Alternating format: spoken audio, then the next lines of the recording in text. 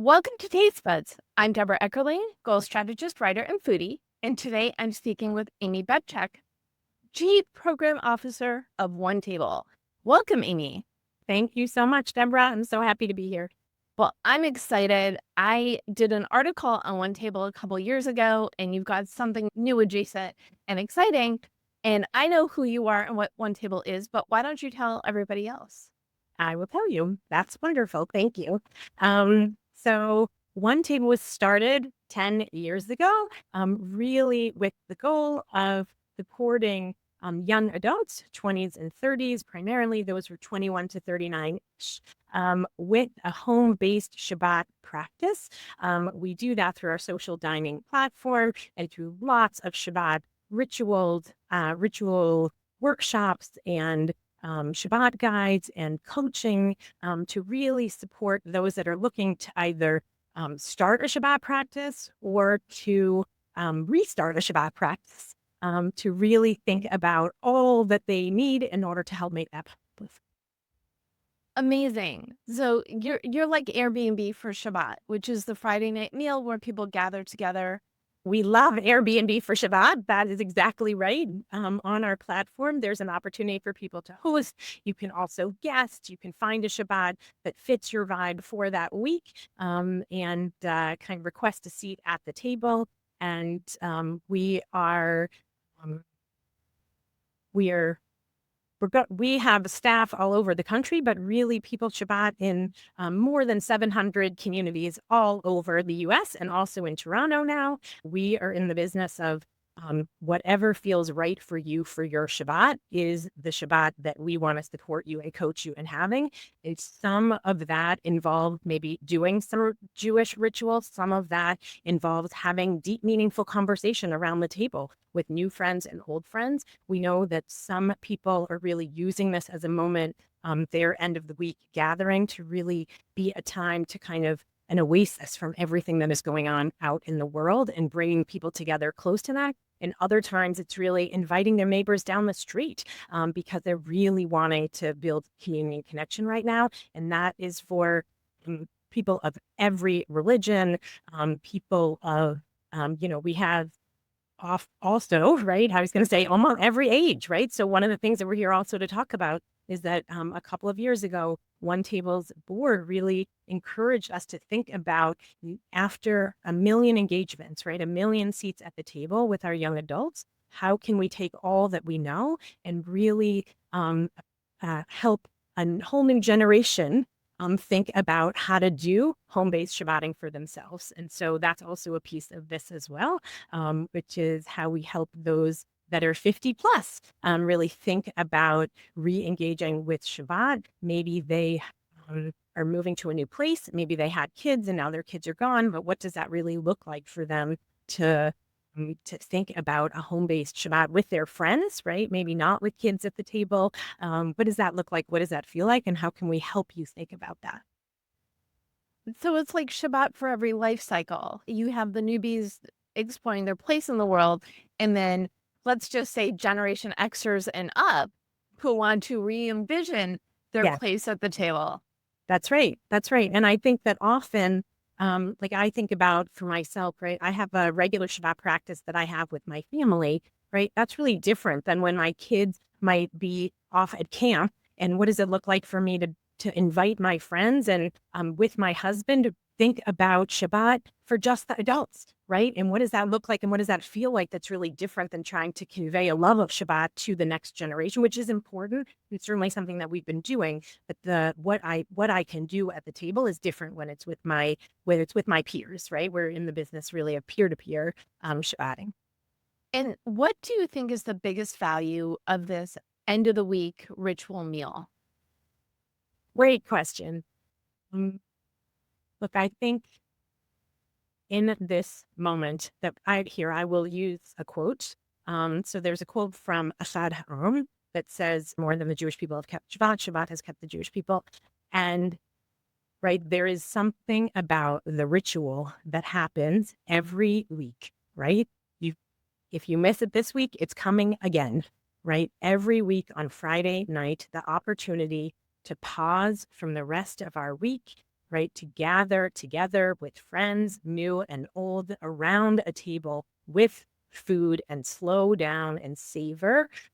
There's something about that ritual that really is grounding and centering when we make it part of our practice. And I think now more than ever, right, we're all really hungry for a way to escape from what is going on outside and to really find that place that feels like a warm blanket on a winter day, right? Like just coming into that ritual and feeling that. First of all, I love the hunger pun. We cannot let that go unnodded to. So thank you for that. In addition to the fact that it's a weekly place to unplug, that community aspect, is that just as, if not more important? What do you think? Absolutely. Absolutely. We actually, OneTable right now, in the middle of a study, actually a research study to really think about and understand where there is connection between Shabbat dinner and social connectedness. And I'll kind of give you a sneak preview of this data. The official reports will be coming out, I think, later in the summer, in the fall, but it's really that there is such a strong connection between Shabbat dinner and social connection that's different, right? We did this, kind of the scientific research study where we had people that on a Friday night, right, went to the mall, and we had people that had a Shabbat dinner, and we are able to see that for people that went to the mall, they talked about different things, they experienced different things than when you came together and around your table and built community and felt that sense of belonging together. So yes to all of what you're saying, both for reinforcing long-term relationships and also for engaging new relationships. I want to talk about the loneliness factor because there's an epidemic of loneliness. We can all agree. What about that piece? I really love that. Look, I think that one of the things when OneTable was created 10 years ago was really this sense that there should be nobody, right, that is looking for a place to go on a Friday night for Shabbat dinner and doesn't have a place to go. So on our core platform for those in their 20s and 30s, we have hosts that open up their tables and invite people that they don't know, right? And that is, I mean, what a beautiful way to build community and connection in a Jewish, right, driven by our values. OneTable's values are, oneg, joy,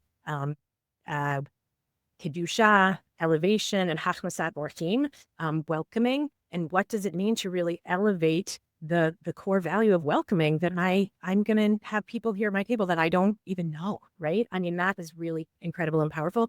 And one of the things that we have learned with OneTable Together, so that's our kind of expansion on our work for those 50 club, is that more of our dinners actually on that platform are open dinners, right? Because people are really hungry and craving that community and connection. Oh, there's that hungry word again.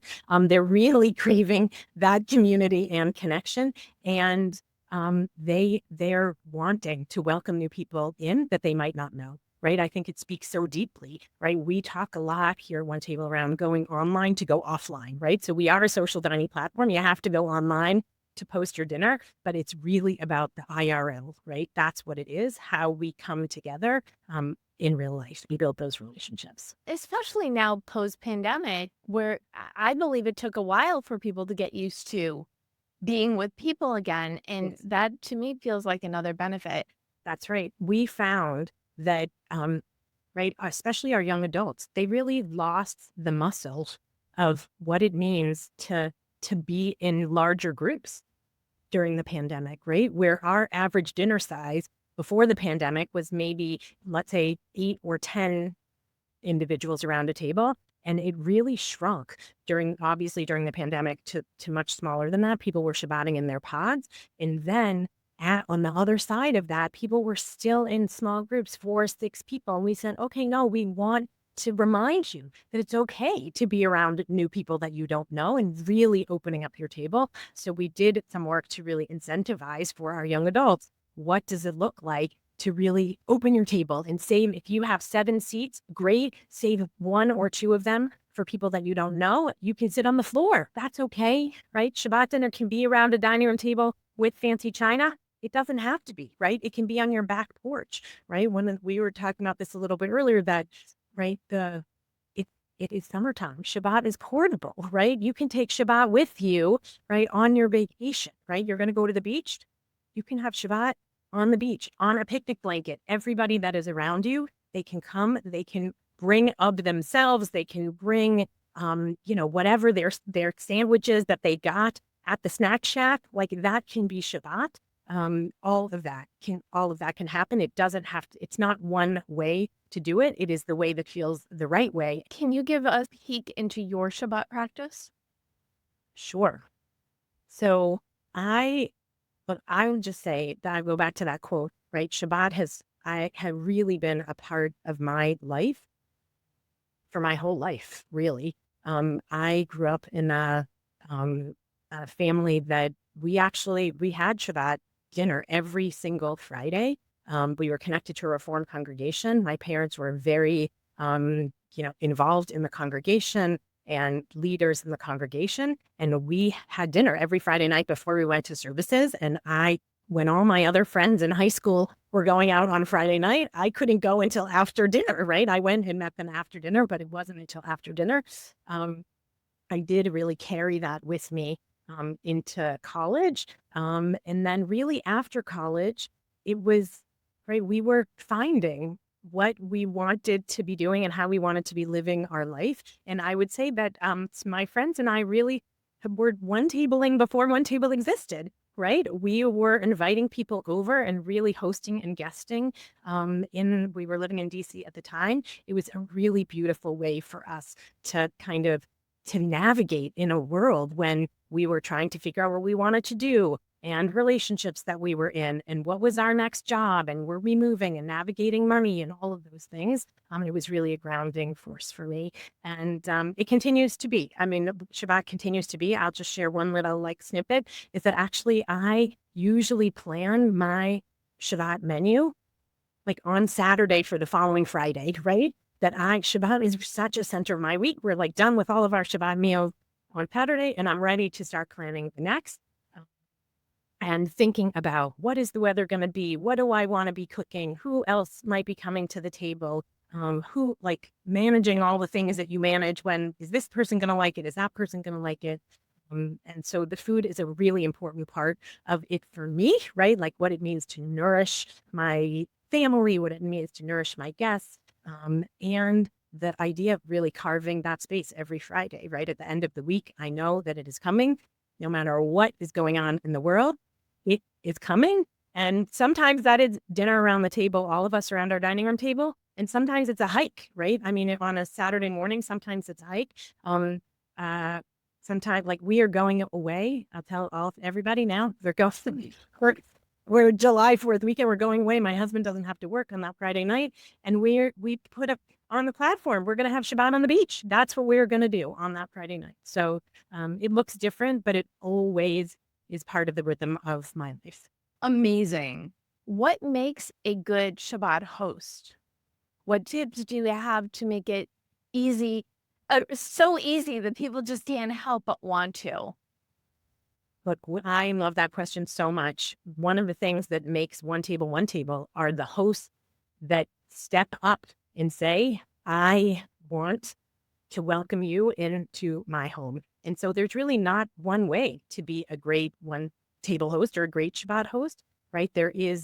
What we know is that there are some people that are natural hosts, right? There are some people that only want to guest and never want to host, and that's okay because a host needs guests, right? If everybody wanted to host, there would be nobody that could guest, so that's okay. And there are some people that start as a guest, and then after they have an experience a few times, then they feel the confidence that they're ready to host. And we definitely, we work here both with our young adults and with our the 50 plus audience with OneTable Together to really help people feel confident in hosting, right? What does that mean? What do you imagine your Shabbat to be? No one way. It's really kind of where people start and then where's the journey that they're on, right? So that's a whole other piece, which is, let's say, for some of our hosts, maybe they're used to hosting parties, but they've never hosted a Shabbat meal. right? So they can really apply some of what they posted in like a brunch to a Shabbat dinner, right? But maybe they're not comfortable yet in the blessing. So we will talk to them and support them and coach them around, maybe you want to learn how to do some of the blessings. Do you want to do them traditionally? Do you want to do them in English and Hebrew? Do you want to do something totally creative? We can help you do that too, right? It's around marking that moment and making that moment sacred, really elevating it, and we can work with you. So no one way to do it, but whatever, first that you are wanting to like share your Shabbat space with others. That's the most important. And so the tip would be, and it feels very cliche to say it, but it sounds accurate. You start where you are. Yes. Start Yeah. at your comfort level Yeah. and see where that takes you. Yeah. I love that so much. That's beautiful. Yeah. And so what makes a good Shabbat guest? You had to know that question was coming. What makes a good Shabbat guest? I think that we think a lot here around gratitude, right? The end of the Shabbat meal is often people will do a ritual around gratitude or say the blessing, be in the zone at the end of the Shabbat meal. We think a lot about gratitude. And I think that what it means for a guest to, that invitation that is coming to you, right? You feel so special when you receive it, and what it means for you to share a little bit of that gratitude with your host right from the beginning. Thank you so much for inviting me. And all along, I'll say a couple other things around what it means to be guests. So on our platform, actually, we've created a functionality so that people can, it's like a potluck feature, but more than that, right? It's like a collaboration feature. Because one of the things that we know is that the more that a guest can help like co-create the dinner, right? The more satisfaction they feel in that dinner, right? Like they report even higher levels of connectedness and even higher levels of joy when they leave, when they've been a part of it. So we created on the platform a way to say, not only like, please bring like a delicious bottle of wine, but also, do you want to come a few minutes early and help me set up? Can you stay late to clean up? Do you want to do a Shabbat blessing? Do you want to do an icebreaker, right? To help us get to know each other. So I think being open as a guest to being invited to do this, that the host is really genuinely inviting you in to be their partner, to co-creating this experience, right? That it can't happen like this can't happen with just the host and no guest, and it can't happen with just guest and no host. So it all together. And it seems like whichever side you are on, the more you put into it, obviously, the more you'll get out of it. Yes. So beautiful. Yes. Yes. Yes. Yes. Now we need to talk about food.